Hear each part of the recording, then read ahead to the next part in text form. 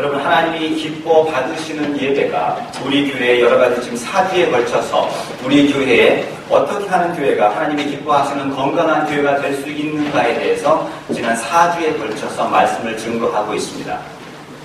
근데 오늘은 하나님이 기뻐하시는 건강한 교회가 되기 위해서 또 하나의 요소가 있는데, 그거는 바로 하나님이 기뻐 받으시는 예배가 있는 교회. 아멘이십니까? 하나님이 기뻐 받으시는 예배가 있는 교회가 있을 때에 그 교회는 건강하고 하나님이 기뻐하시는 교회가 될 것입니다. 여러분 중에 이런 반문을 하시는 분이 계실 거예요. 목사님, 예배는 다 똑같지 하나님이 뭐 받으시는 예배가 있고 안 받으시는 예배가 있나요? 이렇게 질문하시는 분 계십니까? 제가 답변을 드릴까요? 예, 있습니다. 하나님이 받으시는 예배가 있고요, 하나님이 받지 않는 예배가 있어요. 하나님이 기뻐하시는 예배가 있고요, 하나님께서 외면하시는 예배가 있어요. 구약 성경에 보게 되면 하나님께서 이 백성들의 기도를 흠향했다는 말이 나오거든요.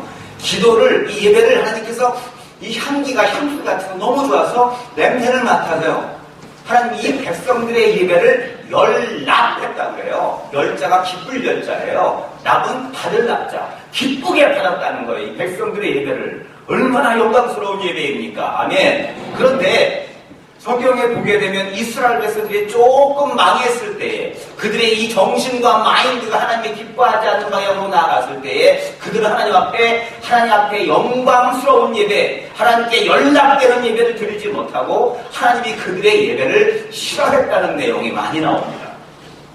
우리 이사야서를 보게 되면 놀라운 얘기가 나와요. 누가 이 백성들의 예배를 허락했느냐 그래요.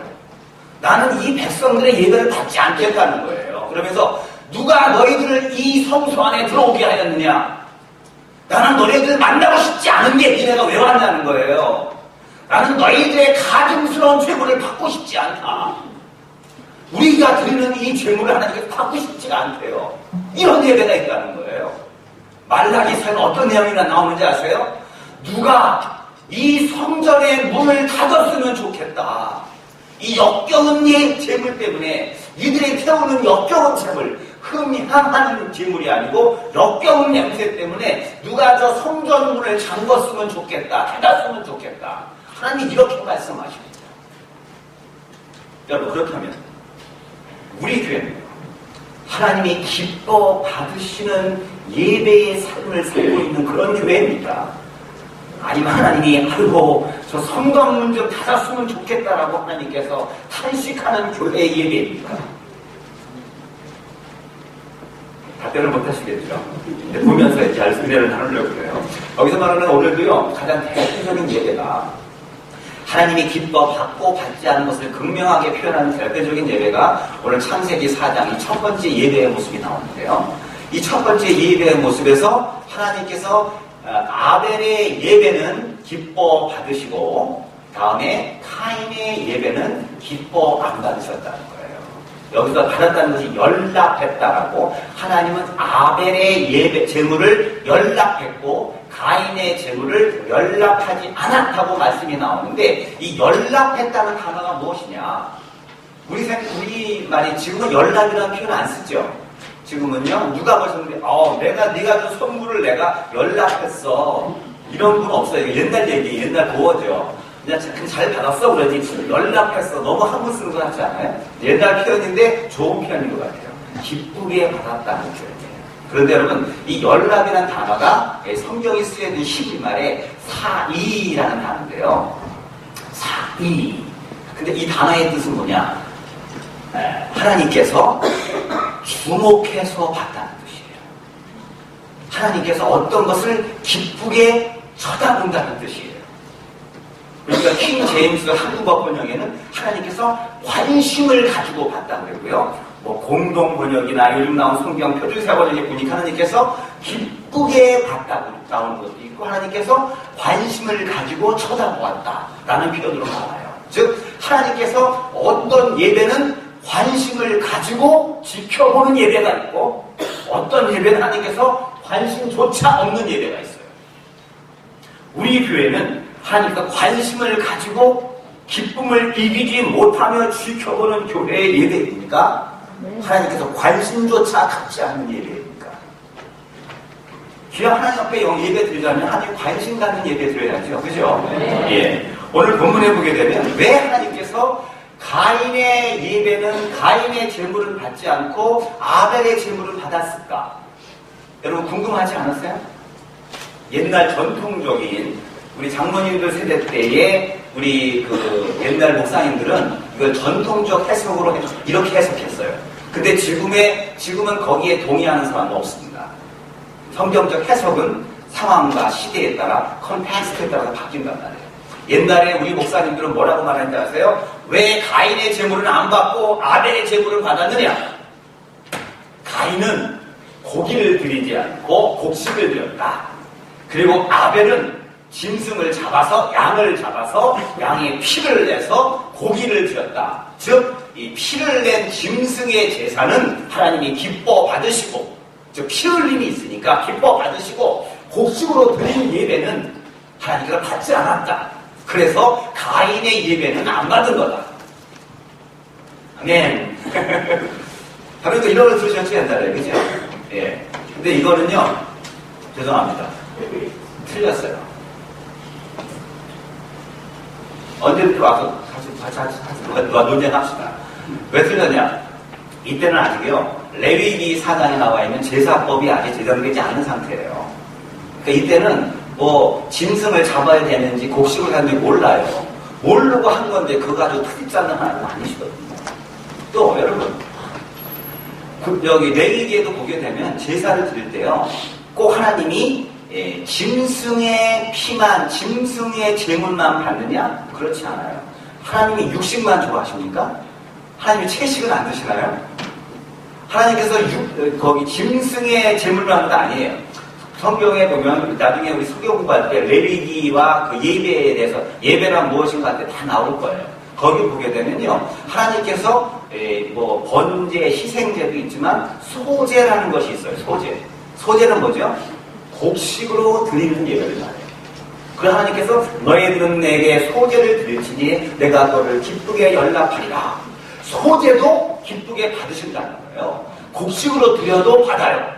짐승만 드리는 게 아니고. 또한 여러분 번제나 화목제를 드릴 때 제일 좋은 것은 소와 양의 새끼를 드려요. 그걸 참 하나님이 기쁘게 받으셔요. 근데 그게 소와 양이 보통 액수입니까? 가난한 사람들은 못 드린단 말이에요. 그럼 어떻게 하는 얘기예요? 하나님이 그들에게 명령한 게 소와 양의 새끼를 드려서 나에게 제물로 드리되, 그렇지 못한 사람들은 뭐 하느냐? 기둘기를 잡아서 드리래요. 기둘기. 근데 기둘기도 못 드리는 사람이 있거든요. 누구같이? 우리같이 기둘기도 드릴 돈이 없는 사람들이 있어요. 이 사람 어떻게 해요? 성경 잘 보세요. 곡식 10분의 1 스아를 갖다 바치래요. 10분의 1 스아는요, 한 줌이에요. 콩 한 줌, 보리 한 줌. 요만큼 갖다 바쳐도 하나님이 그 예배와 그 사람의 마음을 받으시겠다는 거예요. 근데 가인이 곡식을 바쳐서 안 받았다고요? 그건 아니죠.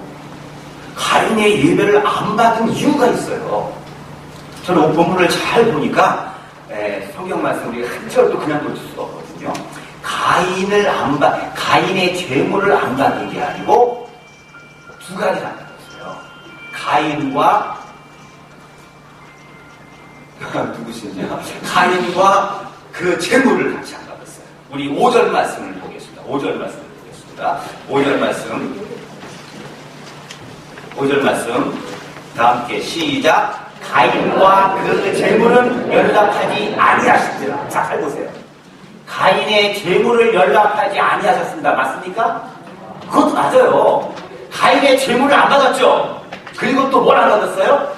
가인과 그의 재물을 안 받았다는 거예요. 그의 재물만 안 받은 게 아니고 가인을 안 받았다는 거예요. 가인의 실패 이유가 바로 여기에 하나님께서 재물을 안 받은 게 아니고 가인을 안 받았다는 거예요. 그럼 가인이 뭐를 안 받았는가? 이 창세기 4장 사건이 굉장히 중요해가지고요. 성경의 여러 군데에 이 창세기 4장에 대한 여러 가지 이야기들이 나오는데 그 중에 몇 가지를 찾으려고 하는데요. 그 중에 하나가 뭐냐면 요한일서 3장 12절에 보게 되면 이 요한일서 3장 12절에 보게 되면 가인과 아벨의 제사에 대해서 요한 사도가 이런 말을 합니다. 가인과 같이 하지 말라. 저는 악한 자에게 속하여 그 아우를 죽였으니 악한 자가 누굴까요? 악한 자가 누구예요? 마귀에 속했다는 거예요. 그러면 마귀에 속해서 그 아우를 죽였으니 어찐 연고로 죽였느냐? 자기의 행위는 악하고 아우의 행위는 의로움이니라. 그래서 자기의 행위는 악하고 할 때 행위가 악하다 이 말은요, 행위가 악하다 이 말은 미완료 시제. 목사님 또 텐스 시대 얘기하면 골치 아파요. 옛날에 뭐 과거, 현재, 미래, 과거, 현재, 진행형, 과거 분석 헷갈리거든요. 이 말은 현재, 이번 말씀 미완료 시제란 말이에요. 자기의 행위가 악하다는 얘기는 옛날에 악했었다가 아니에요. 옛날에 악했었다가 아니고요. 옛날에 악했었다가 아니고요. 옛날에 악했고 지금 예배드리는 이 순간에도 악한 마음을 가지고 나왔고. 왜 아멘 안 하세요? 찔리세요? 아멘! 지금 이 상황에도 악한 마음을 가지고 나왔다는 거예요. 그의 삶 자체가 악했다는 거예요. 옛날 악했던 게 아니고 지금 하나님 앞에 예배드리는 이 창세기 4장 사건이 있는 이 순간에도 악한 마음을 가지고 하나님 앞에 예배드렸기 때문에 하나님이 그 가인을 안 받는다는 거예요.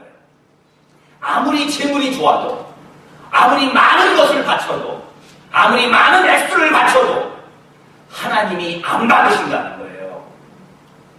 지금 이 순간 오늘 이 예배에 참석한 여러분 중에서도 하나님이 1시간 동안 앉아있다 하지만 여러분 중에서 한 명 한 명 하나님께서 예배를 받으시는 사람이 있고 예배를 안 받으시는 사람이 있어요. 저는 몰라요. 다 똑같이 앉아 계시니까. 근데 하나님이 이 시간 앉아있는 여러분들 한 명 한 명 가운데서 사랑하는 내 아들아 내 딸아 너의 예배를 내가 받노라. 그가 아무것도 없이 무일푼으로 나와도 그 예배를 받아요. 그러나 내가 아무리 큰 블랙 책을 갖다 바쳐도 하나님이 받지 않는 자가 있다는 거예요. 하나님이 받으시는 예배는 무엇이냐? 우리의 삶으로 드려지는 예배. 우리의 삶으로 드려지는 예배를 하나님께서 받으십니다. 여러분, 과거에 악했고 예배당 들어오는 순간도 악했다는 거죠. 즉 뭐예요? 우리의 삶이 예배당 안에서의 삶과 예배당 밖에서의 삶이 똑같아요. 여러분 똑같아요? 틀려요? 여러분 틀려요. 그죠? 예배당 안에서는 거룩하고 밖에서는 거룩하지 않고. 맞아요? 틀리구나. 예배당 안에서도 거룩하고 밖에서의 여러분의 삶도 거룩하고. 진짜다. 다들 지금 꿀 먹은 덩어리가 침묵하고 계시네요. 예. 하나님은요, 여러분이 오늘 예배당 들어가 1시간 자리 빼오는 거 가지고 여러분 예배하는 게 아니고요. 여러분의 삶이 중요하다는 거죠. 여러분 삶이 엉망인 채로 하나님한테 눈도장 찍으러 와서 이 자리에 앉아있는 그 예배를 하나님께서 안 받으시겠다는 거예요. 그동안 헛짓했네.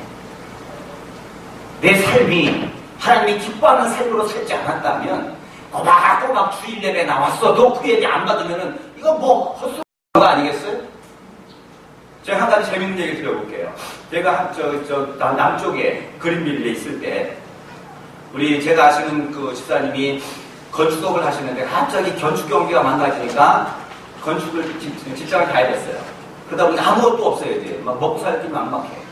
직장을 구하는데 저기 타주에서 저 서부 쪽에 있는 지역에서 직장을 구했어요. 그래서 부인 집사님은 계시고 남편만 가시는데 좋은 직장 같아요.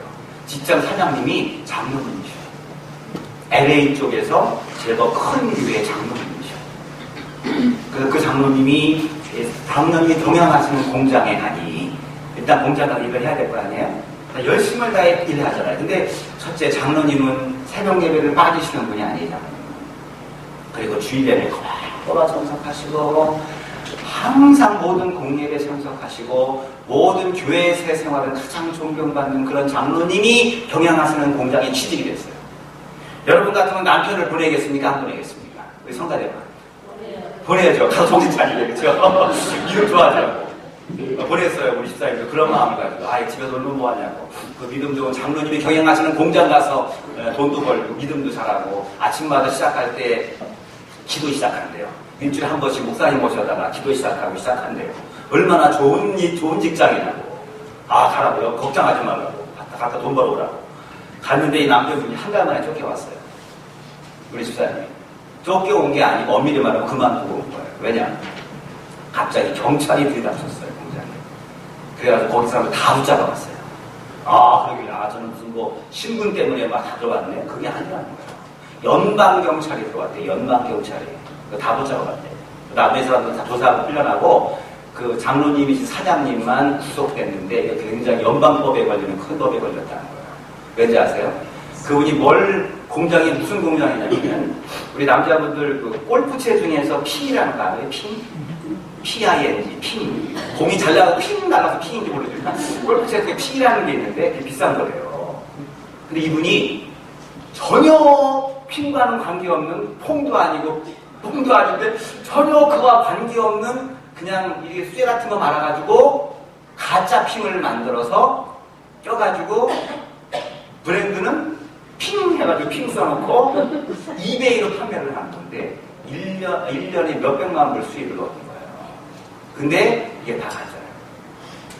여러분 시중에 유통되는 비싼 골프채들 다 가짜인 거 다는 아니면 많은 거 아세요? 그래서 그것 때문에 그 회사가 경찰에 의뢰를 했고 조사를 하는 가운데 가장 그 본산이 어디냐? 이 장로님이 운영하시는 공장에서 그 가짜 짝퉁의 많은 30% 이상을 전 세계에 짝퉁을 공급하고 있는 그런 잡아갔어요. 그래가지고 아마 연방법에 걸렸다니까 무슨 브랜드 이래가지고 크던가 봐요. 아마 징역에 들어가지고 한다고. 그래서 그분은 직장에 그만둬가지고 와버린 거예요. 그러면서 그분이 그러시더라고요. 목사님, 장로님도 그런 일 하실 수 있나요? 그러길래 장로님도 그러셨어요. 우리가 장로님도 아니고요. 우리가 절대 아니고 장로님이라는 분들도 그런 일 하실 수 있다. 그분이요. 수백만 불 벌었으니 11주 만에 또 얼마요? 그리고 그분이 바치는 그 많은 헌금 하나님이 기뻐 받았을까요? 안 받았을까요? 제가 단호하게 말합니다. 그 수십만 불의 헌금 안 받았어요. 안 받으셔요. 그 삶 가운데 그런 거짓 행동을 하면서 그 예배는 하나님이 안 받으신다는 거예요. 우리가 뭐를 드리냐, 얼마나 많은 걸 드리냐 하나님도 관심 없어요. 하나님도 없으면 그냥 비둘기 한 마리 잡아갖다 바치라니까요. 수아 갖다 바치라니까 하나님은 뭘 드리느냐, 얼마나 많이 드리냐 거기에 관심 있는 게 아니고 내가 하나님 백성으로서 어떤 삶을 사느냐. 하나님이 이게 더 중요하다는 거예요. 오늘 예배 드리니 한 시간이 중요한 게 아니에요, 여러분. 예배를 드리고 나서 예배당 나가서부터가 우리가 시작해요. 그 윌리엄 토저라고 하는 유명한 그 목사님이 그의 예배인가 쇼인가라는 책에서 이런 말을 했어요. 진정한 예배는 예배당 문을 나가는 순간부터 시작됩니다. 지금 이 예배가 안 돼요. 예배당을 나가는 그 순간부터 우리의 예배는 시작됩니다. 우리가 하나님이 기뻐하시는 건강한 예배가 되기 위해서는 우리 성도님들의 삶이, 여러분의 삶이 타의 모범이 되는 삶이 돼야 돼요. 야, 그 교회 교인들은 정직하다. 왜 하면 안 할까? 그 교회 교인들은 진짜 사람들 양심적이고, 사람들 정말 정도 많고, 돕는 거 잘하고, 그 교회 교인들은 정말 착하더라. 이게 바로 전도예요. 예배당에서의 그 거룩한 경건한 모습과는 정반대의 모습의 삶을 살면은 그 교회는 잠시 바짝대면서 잠시 부흥할 수 있지만 부흥 안 돼요. 교회의 목회자를 비롯한 교회 중직들, 여러분의 삶은 많은 사람들이 지켜보고 있는 거 아십니까? 우리의 삶이 변화되지 않으면, 우리의 삶이 하나님이 기뻐하시는 삶으로 일상적인 삶 속에서 그 예배를 드려지지 않으면 하나님이 우리의 예배도 기뻐 받으시지 않고 우리 교회도 하나님이 기뻐하지 않는 건강하고 튼튼한 교회는커녕 정말 병약하고 무력한 교회가 될 줄로 믿습니다. 여러분, 그렇다면 가인의 예배를 또 안 받은 이유, 실패한 이유가 뭘까요? 가인이요, 하나님의 말씀에 반응하지 않고 자기의 감정에 반응했어요. 이 말이 무슨 말이냐? 여러분, 히브리서 11장 하면 딱 떠오르는 게 뭐죠? 무슨 장? 예. 고린도서 13장? 어이구, 착하시네. 히브리서 11장이 뭐라고요? 믿음장. 왜 믿음장이냐? 여기에는 수십 명의 믿음의 선진들을 다 우리에게 소개하고 있어요. 뭐 에녹부터 해가지고 노아, 뭐 아브라함, 사라, 기생 라합까지, 삼손까지. 어느 날 삼손은 안 들어갔잖아요. 삼손까지 들어가고요. 모세 다 들어가 있어요. 그런데 여러분, 이 믿음장에 보게 되면 제일 어느 한 사람을 소개하는데 항상 뭘로 소개하냐면 믿음으로 에녹은, 믿음으로 아브라함은, 믿음으로 사라는, 믿음으로 노아는, 믿음으로 모세는, 믿음으로 라합은, 아멘. 예, 아멘. 예. 이렇게 계속 나와요. 즉 믿음으로 하나님께서 말씀을 주셨는데 뭘로 반응했다는 거예요? 믿음으로 반응했다는 거예요. 믿음으로 반응한 사람들은 바로 이 믿음의 어떤 명예의 전당, 이 히브리서 11장에 그 이름들이 기록되어 있어요. 그러니까 믿음장이죠. 믿음으로. 즉 말씀이 임했을 때 뭘로 반응하냐? 믿음으로 반응하는 거예요. 아브라함 보세요. 본토 친척 아비 집을 떠나 내가 너에게 지시할 땅으로 가라 명령했거든요. 말씀이 왔어요. 뭘로 반응해야 돼요? 믿음으로. 그럼 어떻게 해요? 가야죠. 근데 이걸 감정으로 반응하는 사람은 어때요? 본토 친척 아비 집을 떠나 내가 너에게 지시할 땅으로 가라. 감정으로 반응하시는 분들 어떻게 하실까요? 뭐라고요? 하나님? 여기를 떠나라고요? 아브라함이 살던 동네가 부자 동네였습니다. 아브라함 아버지가 부자였어요. 이 좋은 터전을 버리고 가라고요? 세상에 뭘 먹고 살란 말이에요? 이게 바로 믿음으로 반응하지 않는 감정으로 반응하는 모습이에요. 근데 아브라함은 믿음으로 순종하여 그 땅에 갔다는 거예요. 갈 바를 알지 못했지만 갔어요. 이게 바로 믿음의 반응이에요. 여러분, 노아 보시겠습니까? 하나님께 노아에게 뭐라고 말씀하세요? 산 꼭대기에 가서 뭐를 줘라? 별장을 줘라! 라고 난 지켰어, 저 같은 경우. 뭘 잘했어요? 지시겠어요? 산 꼭대기 가서 방주를 줘라. 하나님 지시겠어요? 대답하기 곤란하면 묻지요, 그죠? 근데요, 그 명령 앞에 하나님 뭐라고요? 제정신입니까? 나보고 사람들이 욕하면 뭐라고 어떡할 거예요? 나보고 정신병원 보내면 어떻게 해요? 그러지 않고 감정으로 반응하지 않고 믿음으로 반응했을 때에 노아는 바로 이 믿음의 장에, 이 명예의 전당에 그의 이름을 올릴 수가 있었어요. 자, 그런데 여러분, 이 가인은, 아벨은 하나님께서 명령하실 때 믿음으로 그런 하나님 앞에 예배를 드렸고, 10에서 12장 4절에 그게 나와요. 믿음으로 드렸는데 가인은 하나님이 똑같은 말씀이 임했는데 믿음으로 반응하지 않고 자기의 감정으로 반응을 합니다. 하나님의 말씀이 가인에게 임했을까요? 안 임했을까요? 성경을 보십시오. 우리 7절 말씀 보세요. 6절부터 보십시오. 6절 말씀. 여호와께서 가인에게 이르시되, 말씀했어요? 안 했어요? 보세요. 여호와께서 가인에게 이르시되 말씀했어요. 그럼 뭐라는? 내가 분하여 하면 어찌미뇨? 안색이 변하면 어찌미뇨? 하나님께서 벌써 나를 통치를 해주시려고 너 지금 열받았지? 너 지금 욱이지 욱. 너 욱 아니고 욱이지 지금 욱. 하나님 지금 막 건드리고 있단 말이야. 그런 다음이 중요해요. 7절 말씀 보세요.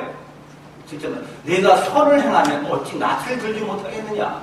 선을 행치 아니하면 죄가 문에 엎드리느니라. 죄의 소원은 내게 있으나 너는 죄를 다스릴지니라. 이 말이 뭐냐면요, 네가 지금 선을, 지금 마음을 다시 추스리지 못하면 죄가 문 앞에 엎드리느니라. 죄가 문 앞에서 너를 엎드린대요. 이 엎드린다는 건 뭐냐면은 사랑의 구의 행위예요. 남자분들 여자분에게 프로포즈 해보신 적 있으십니까? 사랑하는 아내한테 프로포즈도 안 해보시고 그냥 중매 결혼했어요? 그냥 사진 보고 결혼했어요? 보면은 문지방 앞에서 어떻게 해요? 곧 이제 바렌타인이 다가오니까 한번 해보세요. 사랑해요 그러면서 Would you marry me? 어떻게 해요? 문지방에 걸쳐서 사랑을 고백하죠. 여기서 말은 죄가 문 앞에서 엎드린다는 얘기는 죄가 너를 사랑을 고백해 너를 끌고 오고 싶다는 거예요. 죄에 끌려가지 마라. 하나님이 이렇게까지 말씀하셨네요. 그런데 죄의 소원은 내게 있으나 너는 죄를 다스릴지라. 너 지금 죄를 다스리지 않으면 큰일 나. 하나님께서 방법까지 말씀하셨어요. 아멘. 우리는 이 정도까지 말씀이 임하면 말씀을 따라요. 우리는요. 근데 가인은 어떻게 해요? 더 열받았어요. 이 주어진 말씀에 믿음으로 반응하지 않고 뭘로 반응한 거예요? 안색이 변하고 자기의 감정으로 반응했을 때에 심히 분하여 안색이 변해서 동생을 데리고 나가요. 8절에 보니까 동생을 데리고 나가서 뭐라고 얘기한 다음에 죽였을까? 그 성경의 비밀이에요. 오늘까지 많은 학자들도 아무도 몰라요. 우리 8절에 보게 되면 가인이 그 아벨에게 고하니 그 후 그들이 들에 있을 때에 가인이 아벨을 쳐 죽이니라 해요. 갑자기 하나님이 나에게 말씀을 했는데 말씀 가운데 믿음으로 반응하지 않고 동생을 데리고 나가요. 들판으로. 그 뭐라고 말을 해요? 어떤 말을 했을까요? 상담했을까요? 야, 하나님이 나에게 이런 말씀을 했다. 아벨아, 너 같으면 어떻게 하겠니? 어떻게 반응해야 될까? 이런 상담을 했을까요? 성경의 여러 학자들이 이 가인이 아벨에게 고한 내용에 대해서 많이 추적을 합니다. 저는 어느 정도 알아요. 근데 이거는 주일 대회 때 설명하기에 너무 어렵고 시험 들 사람도 있어. 그래가지고 이거 성경 공부할 때 한번 할 테니까 그거 참조하시고요. 어쨌든 가인이 하나님의 말씀에 믿음으로 반응하지 않고 감정으로 동생을 데리고 나가서 동생한테 뭐라고? 갖고 죽였어요. 성경 속에 이렇게 뭐랄까 생략된 게 참 많아요. 예수님께서 간음하다 걸린 여인을 붙잡고 갔을 때 앉아서 글을 쓰셨죠. 뭐라고 글을 썼더니 사람들이 다 갔어요. 한 명씩. 그 뭐라고 글을 썼을까? 궁금하지 않으세요? 근데 그 내용이 나와 있을까 안 나와 있을까요? 안 나왔어요. 예. 그러나 우리는 그거를 추적해 나가는 게 또 우리의 믿음 생활에 또 하나의 또 그런 기쁨 중에 하나입니다. 오늘도요 가인이 동생 아벨을 데리고 나가서 뭔가 얘기를 했어요. 이것만도 소설 하나 쓸 수가 있다. 그런 다음에 그가 아벨을 죽여요. 말씀이 내게 임했을 때에 말씀에 변화돼서 내 삶이 바뀌면 되는데 말씀이 내게 임했을 때에 말씀의 감정으로 반응하고 나의 어떤 인간적 욕심으로 반응하고 인간적 어떤 생각으로 반응했을 때에 가인은 하나님이 그 예배에 마지막 한 번 더 기회를 줬음에도 불구하고 그가 악한 사람임에도 불구하고 예배를 다시 잘 드리기 위해서 하나님께서 그에게 해법을 줬음에도 불구하고 이 말씀을 믿음으로 반응하지 않고 자기 감정으로 반응하여 동생을 죽여버린 그의 모습. 여러분 우리도 마찬가지예요. 아까 제가 그 토저라는 분 말씀드렸죠. 그분이 쓴 책 중에 예배인가 쇼인가라는 책이 있어요. 아주 재미있는 흥미있는 책입니다. 그 책에 보니까 예배에는 두 가지 종류의 예배가 있대요. 하나님의 임재가 있는 예배가 있고 우리 교회가 하나님의 임재가 있는 예배가 될 줄로 믿습니다. 하나님의 임재가 있는 예배가 있고 인간이 연출해낸 예배가 있대요. 하나님이 임재가 있는 예배가 있고 인간들이 연출해낸 예배가 있대요. 놀라운 토저가 어떤 예배에 사람들이 더 많이 몰리느냐는 거예요. 하나님의 임재가 있는 예배보다 사람들이 드라마틱하게 연출해 놓은 그 예배에 사람들이 몰린다는 거예요. 마치 한 편의 감동스러운 1시간짜리 드라마를 보는 것처럼 착착착 짜여지고 진행되어진 그 예배, 그 하나님의 임재가 없는 그들만의 예배, 많은 사람들이 여기에 몰린다는 거예요.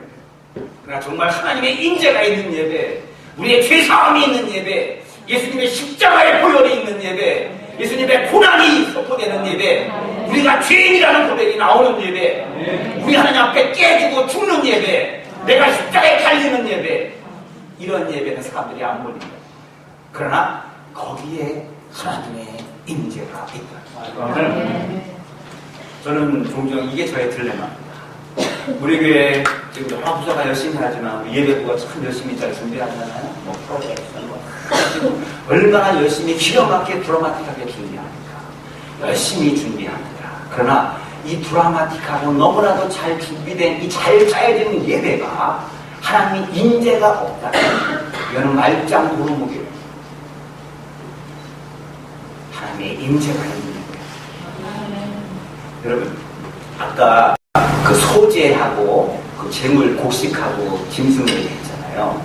하나님은 꼭 재물은 곡식도 받고 짐승도 받지만 우리가 똑같이 요구하는 게 한 가지 있어요.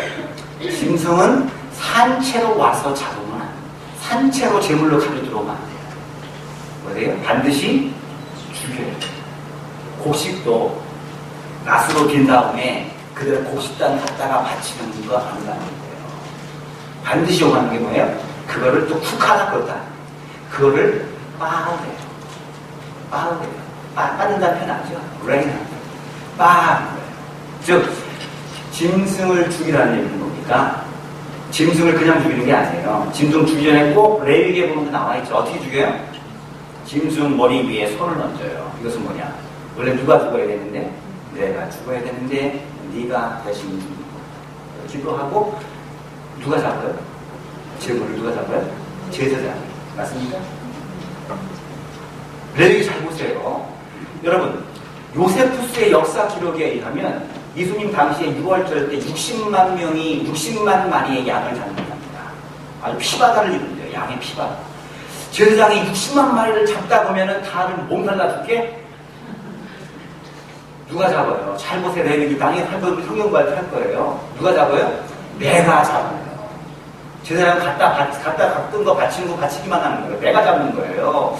내가 죽어야 되는데 누가 대신 죽어요? 이 양이 죽는 거예요. 내가 양을 죽이면서 양아 미안하다. 내가 죽어야 되는데 내가 죽는구나. 이런 어떤 이 죽임의 삶, 내가 십자가에 달리는 죽임의 이런 사건, 이게 바로 살아있는 예배예요. 곡식도 그냥이 아니고 뭐예요? 와서 그냥 갖다 바치는 게 아니고 갈아야 돼요. 보니까 곱게 갈아야 된다고 했어요. 곱지 않으면 한국말로 깎고. 자, 곡식을 갈았어요. 갖고 왔어요. 이거 드리려고. 제사장이 받아서 이걸 검사를 합니다. 손으로 집었을 때 곡물이 하나도 거친 것이 없이 그대로 다 고운 가루로 빠져야 되지. 거친 게 있으면 어떻게 해요? 불합격. 깎고. 다시 또 가야 돼. 지금처럼 절구가 있어요? 절구통이 있어요? 믹서가 있어요? 옛날은 그냥 넓적한 돌리에다가 그냥 막 돌로 갈고요. 막 얼마나 힘든지 아세요? 근데 그 가는 수업을 해야 돼요. 완전히 빠 없어져야 돼요. 이거는 무엇을 의미합니까? 내가 하나님 앞에 나올 때 완전히 죽어 없어지는 거예요. 재물같이 죽어 없어야 되고 고운 가루같이 완전히 박살나고 빠져야 돼요. 아직도 내 속에 거친 본성, 거칠고 투박한 것들, 내 속에 있는 지금 하나님 앞에 거치는 것들 가지고 나오면 그 하나님이 기뻐받은 예배가 아니라는 거예요. 여러분, 완전히 빠져야 돼요. 완전히 죽어야 돼요. 피를 다 뽑아야 돼요. 닭을 떠야 돼요. 그 하나님 앞에 드려야 돼요. 내가 그리스도와 함께 십자가에 못 박혀 죽는 이 예배 재미없어요. 징그러워요. 목사님이 좀 재미있는 얘기하면 얼마나 좋은데 맨날 죄 얘기하고 피 얘기하고 여기가 무슨 도살장이야. 도살 얘기하고 피 얘기하고 ESP. 그러나 이 예수의 피가 증거되는 그 교회에 하나님의 임재가 있다는 거예요. 미국 교회들 얼마나 멋있는 교회들 많이 있으니까 가보세요. 뭐 기가 막혀요. 찬양팀들은 거의 프로급이에요. 미국 교회들 보면. 근데 과연 그 교회, 제가 다른 건 아니지만 과연 그 교회들이 과연 하나님의 임재가 있는가. 대표적인 예로 그 레이크우드 처치 있잖아요. 조엘 오스틴 목사님. 이야, 멋있어요. 그 교회 성가들 찬양팀은 아무나 못 들어가요. 얼마 전에 한 명이 결원이 돼가지고 결원이 돼가지고 한 명 찬양팀을 뽑는데 놀라지 마세요. 4,000대 1의 경쟁이 있었어요. 우리 성가대 4,000대 1로 들어갔나요? 시험도 안 보고 봤어요? 시험 봤어요? 4,000대 대단해요. 엄청나죠. 교인 수도 엄청나죠. 그 텍사스에 무슨 농구장 빌려다가 농구장을 개조해가지고 예배를 하고 거기에 조엘 오스틴의 목사님의 설교 중에서 예수님의 십자가, 보혈이라는 단어를 발견하신 분 저한테 가지고 오십시오. 제가 정식을 사드리겠습니다. 거긴 없어요. 사람들이 좋아해. 감동스러워. 재밌어. You can do it. I can do it. 그건 있어요. 그러나 피, 오열, 십자가, 죽음, 고난 이거 없어요. 우리 교회 하나님이 기뻐하는 교회가 되는 것입니다. 앞으로 우리 교회는 그런 보혈 십자가 죄사함, 원초적인 본능으로 십자가의 원초적 본능으로 돌아가는 교회가 될 때에 그런 교회, 하나님의 임재가 있는 교회이고 하나님이 기뻐 받으시는 예배가 있는 교회가 될 줄로 믿습니다. 기억하십시오. 최초의 살인 예배 후 직후에 일어납니다. 최초의 살인은 언제 일어났어요? 술 먹은 다음날. 최초 살인은 언제 일어났어요? 예배 후 최초의 살인이 일어났습니다. 그래서 우리 예배가 하나님의 임재가 있는 예배라면 예배 후에 그 교회의 친교실에 가보면 이 교회가 하나님이 기뻐하시는 교회인지 아닌지 알 수 있어요. 하나님 앞에 그리스도와 함께 십자가에 못 박히는 경험을 하고 완전히 예배가 내가 수술대 위에 올라가서 완전히 나의 모든 악한 추한 죄성이 다 없어지고 십자가의 죄사함 받고 이 놀라운 은혜를 체험한 주의 백성들이 친교실 가서 고성이 오가면서 싸울 수 있겠습니까? 그런 교회들 많아요. 친교실 가서 막 이놈저놈 하는 사람들 많다니까요. 물론 우리 교회는 없지만 예배 후 서로 막 우락부락 하면서 우리 몇 번 그런 게 있었죠. 우락부락 하면서 교회에서 받아서 낯선 사람들이 와서 막 그러더라고. 우락부락 하면서 서로가 막 큰 소리 치는 모습. 이거는요 하나님이 기뻐하시는 하나님의 임재가 있는 예배가 아니고요 인간들이 연출한 드라마틱한 예배예요. 재미는 있지만 하나님의 임재는 없어요. 마지막으로 카인이 이 예배에 실패한 한 가지 이유를 더 말씀드리겠습니다. 그는요 하나님의 임재 의식이 없었습니다. 뭐라고요? 하나님의 임재 의식. 여러분 임재 의식이 뭐예요? 임재, 프리젠스가 하나님이 여기 계시다 이런 뜻이에요. 여러분 하나님이 여기 계시는 거 믿으십니까? 그러면 우리가 볼 수 없죠. 하나님이 여기 딱 여기 보고 계시는데 우리가 얼마나 치열하게 예배를 드려야겠냐고요. 근데 우리는 항상 예배에 참석은 하고 있지만 프리젠스가 하나님의 현존 그리고 인프론트가 하나님 앞에서 예배 드린다는 의식이 없어요. 카인도 마찬가지예요. 어떻게 했느냐? 그가 동생을 데리고 어디서 죽입니까? 어디서 죽여요? 잘 알잖아요, 우리요. 동생을 들에 있을 때 들로 데리고 가 가인이 그 아벨을 쳐 죽이니라 그래요. 어디 죽였어요? 살인 장소가 어디냐고요? 들. 왜 집에서 안 죽였을까요? 집에는 엄마 아빠가 있잖아. 이 사람들 엄마 아빠가 누구예요? 성경도 못 지나고 카인이래요. 아담과 하와가 아직 있어요. 집에서 못 죽여요. 근데 들판에 나가면 아무도 없어요. 이 당시에 아담과 하와, 카인과 아벨 4명만 살았다. 성경 공부할 때 배웠죠? 제발 말도 안 되는 소리 가지고 아니야 절대 아니야 고집하고 살지 말라니까요. 옛날에 1700년도에 그들이 고집해서 사람들 많이 죽였어요. 그 사건이 지금 다 뒤집어졌단 말이에요. 아담과 하와, 카인과 아벨 4명만 살았다. 그럼 카인 어떻게 장사갔어요? 우리 같이 나갔네. 아이고 참. 그래 하나님이 그냥 뚱 난 거야. 어떻게 났는데? 그냥 믿어. 덮어놓고 믿는 거야. 그러니까 우리가 이렇게 되는 거야. 공격하세요. 누구든지. anyway. 어쨌든 우리가 깨워야 됩니다. 이제. 카인이요. 집에서 지금 아담과 하와가 엄마 아버지가 집에 있으니까 집에서 못 죽이고요. 들판에 데리고 나갔어요. 들판에도 사람들이 없는 거 아니에요. 많은 사람들이 있어요. 그런데 그 많은 사람들 중에서 그나마 이 당시의 들판은요. 지금 여러분 애리조나나 네바다 사막 가보셨어요? 거기 차를 타고 2시간, 3시간 가도 아무도 없죠. 마찬가지예요. 그런 들판에 아무도 없는 곳에 가서 죽이면 아무런 목격자도 없다. 라고 하는 그 확신을 가지고 동생을 들에 들여다가 때려 죽인 거예요. 돌로 쳐 죽인 거예요. 여러분, 과연 그 들에는 아무도 없었습니까? 누가 있었죠? 하나님이 계셨어요. 이게 바로 뭡니까? 가인의 착각. 하나님이 하나님 어디 곳에든지 다 임재한다는 그 임재 의식이 없었고 하나님이 안 보는 곳도 있을 수 있다라고 하는 착각입니다. 제가 지난번에 한번 그린빌 갔을 때 우리 막내가요 저기 거실에 딱 앉아 있는데 엄마 아빠 눈치를 착 보더니 애가 2층으로 막 올라가요. 엄마 아빠는 착 보면 알죠? 애가 왜 올라가는지 느낌이 이상하죠? 한 1분 있다가 제가 저희 딸이 저거 한번 올라가 보래요. 올라가 봤더니 애가 안 보여. 어디에 있는지 아세요? 침대에서 침대볼을 뒤집어 쓰고 있어요. 그 안에서. 가만히 있어요. 가만히 있어요. 침대볼을 확 지켜보니까 여기가 새카매. 뭐 하는 거예요? 올라간 이유가 초콜릿을 한 움큼 훔쳐가지고 주머니 녹아서 올라가는 거예요. 그래가지고 엄마 아빠 앞에서 먹으면 안 되니까 침대에서 입을 뒤집어 쓰고 그거 먹으면 아무도 못 볼 것이라고 하는 그 착각. 아빠는 뭐예요? 보고 있고 어디 숨고 희망아 그럼 침대에서 꼭 들어가는 거 몰라요?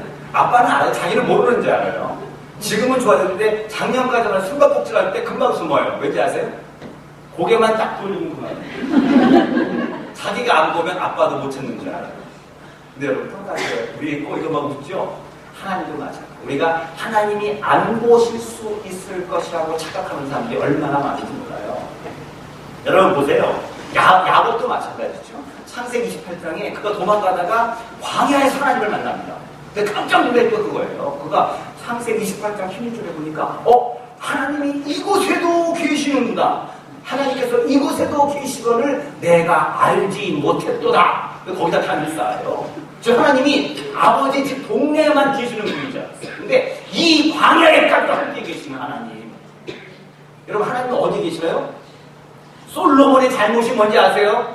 솔로몬의 가장 큰 잘못이 이방 여인들 때문에 우상 섬기고 있지만 가장 큰 잘못은 뭐냐? 신학자들이 고백하는데 솔로몬이 하나님의 성전을 지은 게 가장 큰 죄예요.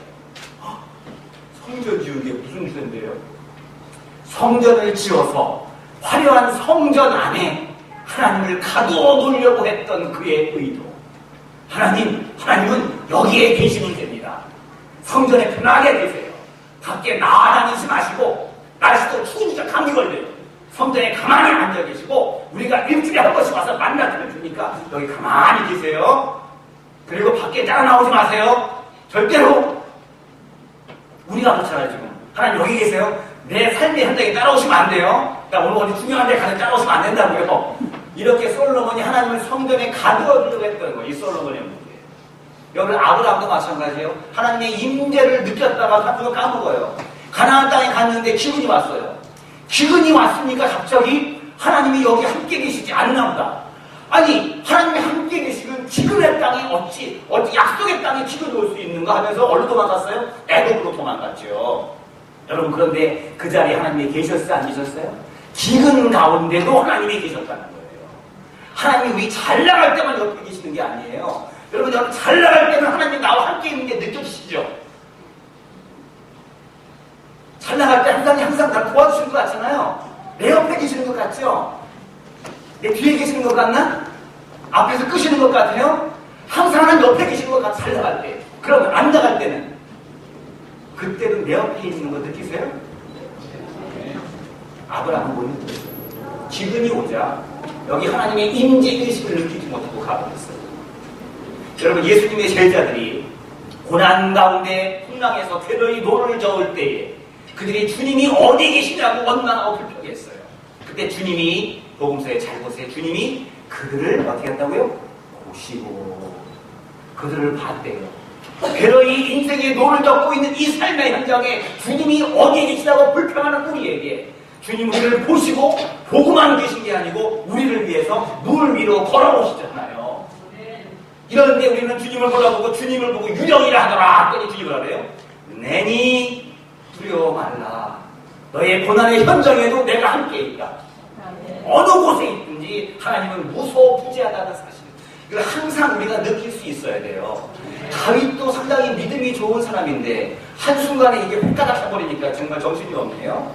그가 우리아의 아내 밧세바를 썸씽이 있었잖아요. 여러분 다 알죠? 몰라요? 있어요. 그 다음에 그 사건 때문에 우리아의 아내 때문에 우리아까지 죽이죠. 그 다음에 자꾸 죄를 덮죠. 그때 다윗이 예배를 드렸어요, 안 드렸어요? 그가 매일 상번제를 드림에 나와요. 우리아를 죽였고 우리 아내 밧세바를 간통했고 아무도 안 봐요. 지금 몰라요. 다 입막았어요. 아무도 몰라요. 근데 그분은 알고 계시는데요. 아무도 모르는 줄 알면서 하나님 앞에 나가서 하루에 2번씩 상번제는 아침 저녁에 드리는 예배를 상번제라고 해요. 하루에 2번씩 예배 드렸어요. 뭐라고요? 좋으신 하나님 아주 뻔뻔하게 예배 드렸다. 근데 사무엘하 기자는 사무엘하 11장 27절에 정확히 이런 말을 합니다. 하나님께서 다윗의 하나님 보시기에 다윗의 소리가 악하였더라. 다윗은요 완전 범죄자였어요. 근데 하나님이 보고 계셨어요. 믿음 좋은 다윗을 착각할 때문에. 여러분 하나님이 항상 여러분의 삶의 현장을 지켜보시는 거 아십니까? 어느 곳에 있든 무엇을 하든지 하나님이 나의 등 뒤에서 나의 옆에서 나를 지켜보고 계시다. 아멘. 아멘. 가장 대표적인 인재의식을 가진 사람이 바로 요셉입니다. 요셉 보십시오. 그가 이제 젊은 나이에 노예로 팔려갔죠. 보디발의 집에 이제 종이 되고 전체 총괄하는 집사가 되어버리잖아요. 근데 여러분 보디발의 아내가 요셉을 어떻게 했죠? 네, 꼬실라이제이션 했다고 했어요. 꼬실라이제이션. 근데 제가 물어볼게요. 한 번 꼬셨다. 맞아요? 그러면 2번? 네, 선생님이 잘 하세요. 그 여인이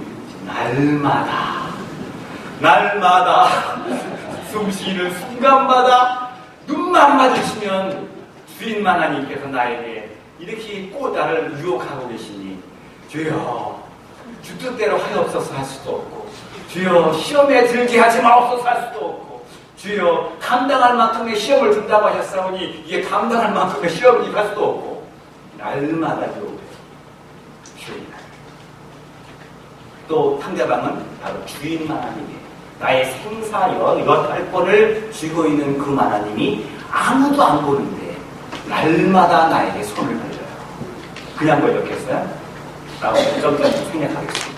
어느 날 이 여인이 집에 아무도 없는 것을 알고 집안에 하나도 겁이 없습니다. 그 여인이 다시 요셉에게 동침하기를 청하네. 집에 누가 있었다고요? 아무도 없었어. 이 여인이 내보낸 건지 모르겠지만 집에 아무도 없어. 아무도 없는데 주인 하나님이 나에게 그 유혹과 명령을 유혹을 합니다. 어떻게 하시겠어요? 아무도 없어요 지금 집에. 그 잠에 있는 말 아무도 없어요. 우리 부인보다도 기마시고 아무도 없어요. 누가 했어요? 예, 아무도 없어요. 다윗은 대답 못하죠. 후환이 두려우기도 못하신다고. 아무도 없어요. 그런데 요셉이 그 마님이 자기 옷을 잡아당길 때 뭐라고 해요? 하나님 보시기에 내가 어찌 득죄하리요. 지금 누가 보고 있다는 거예요? 아무도 없는 줄 알았는데 요셉은 알았어요. 하나님이 이 자리에 계시다는 것을 요셉은 알았어요. 아멘. 여러분 항상 하나님의 임재의식을 느끼고 살아가는 사람들은 우리의 삶 가운데 하나님을 치열하게 만날 수 있고 하나님이 원하시는 방향으로 살아갈 수 있고 우리 삶의 현장 가운데 항상 하나님이 기뻐하는 삶으로 우리의 삶을 살아갈 수 있을 거라고 믿습니다. 코람데오란 말이 나옵니다. 코람데오란 말이 라틴어인데요. In front of God. 여러분의 모든 삶의 행위를 거울 앞에 비춰보듯이 항상 하나님 앞에서 여러분의 삶을 비추어보는 삶이 될 때에 그래서 우리의 삶이 하나님 보시기에 정정당당한 삶이 될 때에 하나님이 비로소 그 예배를 받아주신다는 사실입니다. 아멘. 자, 마지막 예언 하나 드리고 마치기 싫어합니다. 이건 싫어한데요. 우리 교회가 어떤 교회가 될 건가에 대한 실질적 얘기를 하는 거예요. 지금 한국의 서울연의 감독님이 김영환 목사님이라고 계시거든요. 은평교회 3만 명 되는 큰 교회예요. 이 목사님이 UMC 있다가 이제 KMC로 이제 가셨죠. UMC 목사님이 KMC로 가서 문제된 목사님이 딱 한 명 있어요. 전 세계에서. 딱 유명하신 분이에요. UMC 목사님들이 KMC 가서 문제 되시는 딱 한 분이 되는 거야. 누굴까요? 유명하신 분이에요.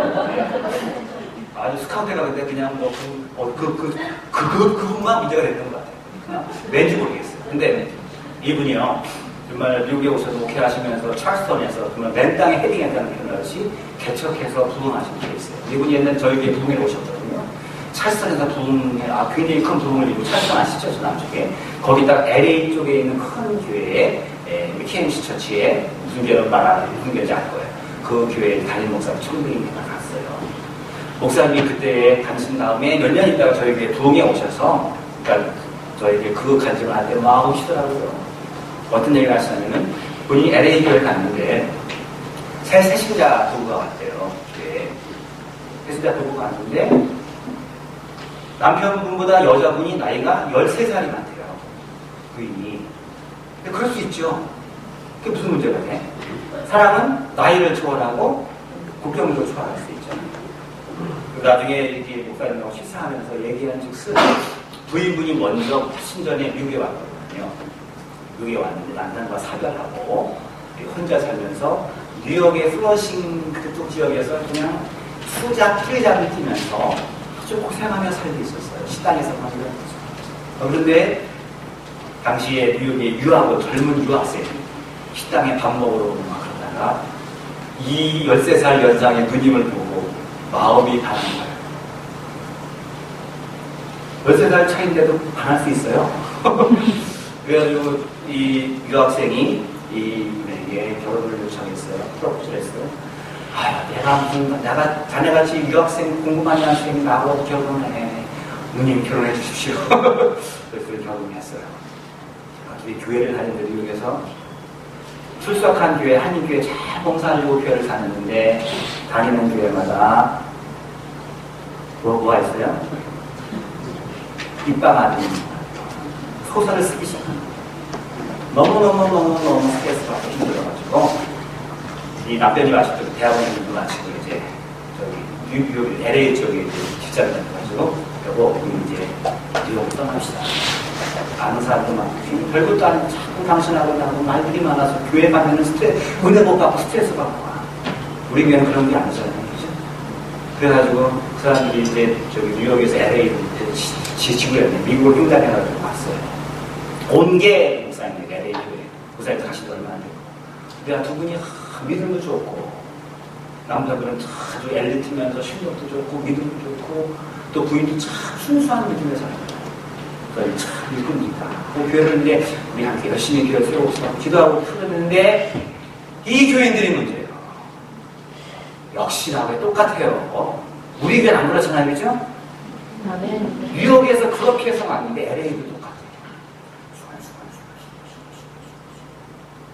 백산삼아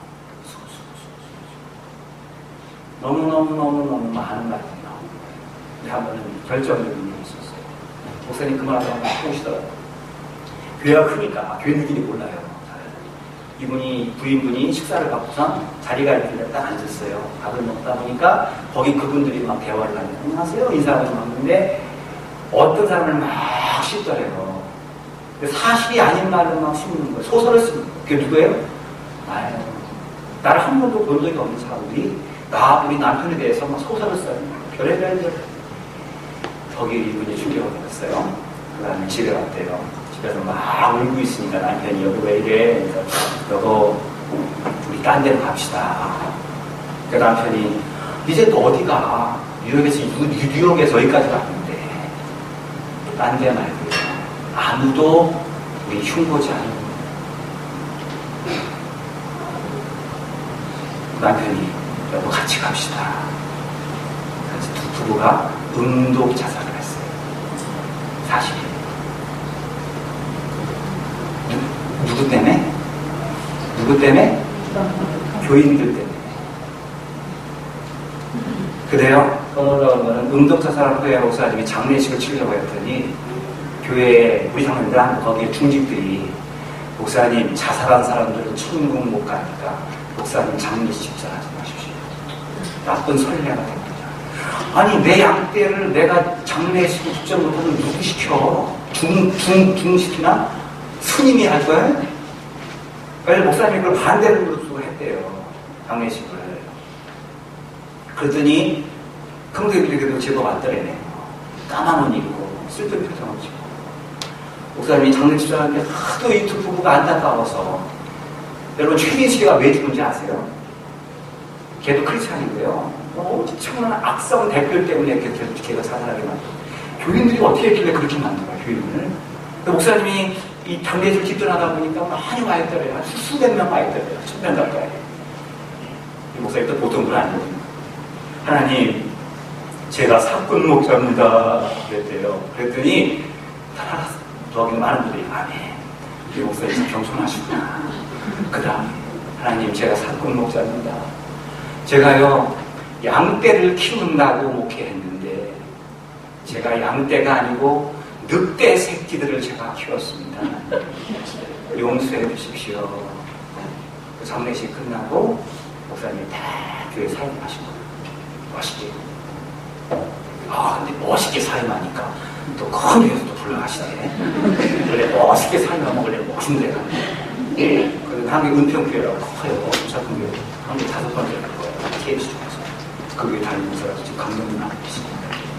저도 예전에 몇 년 전에 저희 교회 사다가 그만 하고 싶는데 노인네가 하나님, 내가 양을 키운다고 했는데 내가 늑대 새끼를 키웠거든요. 그 큰 교회는 뭐합니까? 늑대 새끼들이 우르르르는 거리가 교회가. 우리 교회는 그런 교회 됐네요. 1000명, 2000명 된다고 늑대 새끼 우르르거리는 교회가 되겠습니까 우리가? 작지만 하나님의 인재가 있는 교회, 하나님 기뻐하는 양들이 있는 교회가 될 때 그럼 하나님 기뻐하는 교회가 되죠. 잘 들으세요. 가인의 예배, 아벨의 예배. 여러분 무엇을 선택하시겠습니까? 여러분의 삶으로 증명하십시오. 기도하겠습니다.